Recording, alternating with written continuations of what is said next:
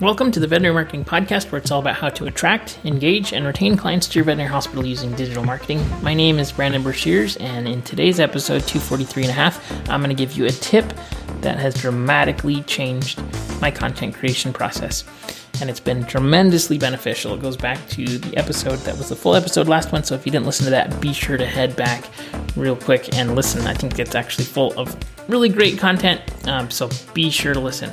Before we begin, I want to mention a few things. This podcast is being sponsored by two websites by Brad Haven, usedvetequipment.com and newvetequipment.com. For over 9 years now, usedvetequipment.com has been helping vets buy and sell used veterinary equipment. You can save money when you buy used equipment. Everything from cages, kennels, pumps, x-ray equipment, lasers, ultrasounds, dental equipment, surgery equipment, lab equipment from Abaxis, IDEX, and Heska, tables, tubs, and sinks, vet trucks, and vet boxes. What do you have to sell? At usedvetequipment.com, they bring the buyer and seller together. And also, if you're looking for new vet equipment with amazing warranties, check out newvetequipment.com, where they show you the price up front. Digital x-ray equipment, dental x-ray equipment, ultrasound equipment, LED surgery lighting, surgery tables, autoclaves. When you go to newvetequipment.com, you'll clearly see the price on every item for sale. You'll also be able to check out the warranty so that you can buy without regret. At newvetequipment.com, they show you the price and give you a great warranty. All right, so the thing that I've done recently, which has been a big paradigm shift in terms of content creation, and I mentioned this in the last episode, but I want to highlight this and explain the difference. So I used to think that content was king meant that the only thing that you have to worry about is the contents of your content, right? Which sounds kind of funny, but what's inside of it. And if the things that you said were helpful enough or useful enough, then that content would break through.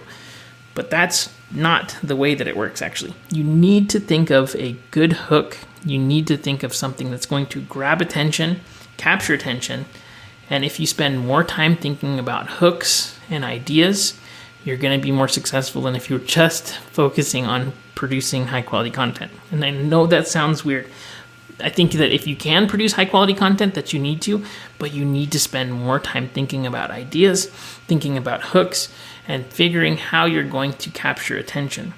So whenever you're doing something, think to yourself, how could I make this more exciting? How can I make this more interesting?